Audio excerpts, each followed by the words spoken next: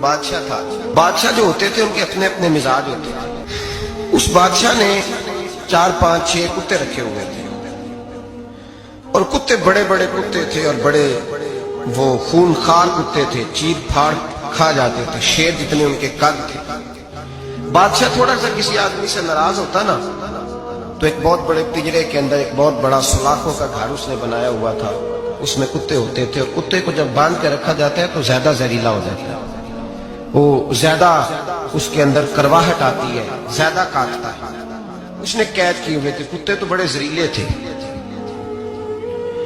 جس آدمی سے بادشاہ تھوڑا سا ناراض ہوتا نا تو وہ کتے کے آگے اس آدمی کو ڈالتا, کتے اس کو چیر پھاڑ کے کھا جاتے. یہ سزا تھی, لوگوں کو پتا تھا.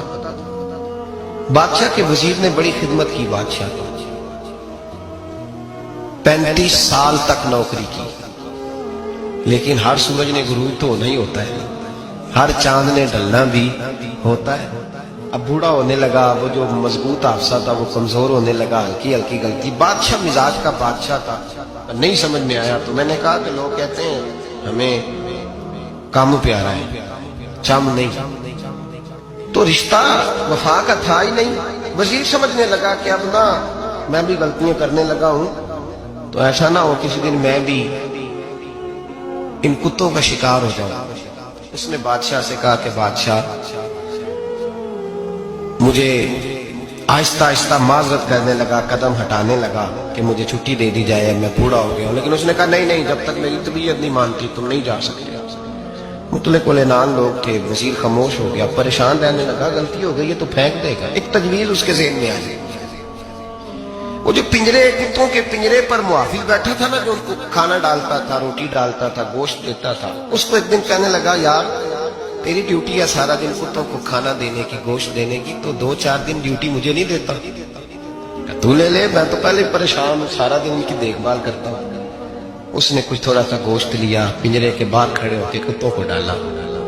اگلے دن تھوڑی روٹیاں لے آیا, کتوں کو ڈالی. 2 4 دن, ہفتہ, مہینہ, سال بھر, جتنا اس کو موقع ملا وہ دن بھر خدمت کرتا. بس وقت ایک دن آ گیا, بادشاہ کو بات اچھی نہ لگی. اس نے کہا اس بڈھے کو اٹھاؤ اور ڈالو کتوں کے پنجرے میں.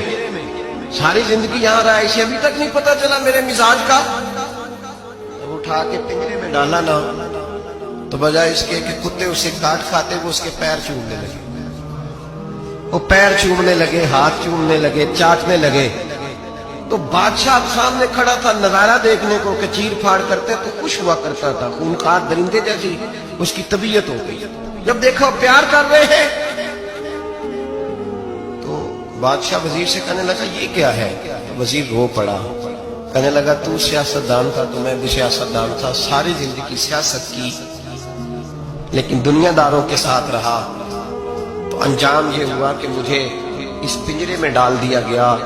دیکھ تو بہت بڑا سیانہ تھا اور میں بھی سمجھدار تھا, وزیر رہا, لیکن ہمارا روح کا رشتہ نہ بن سکا.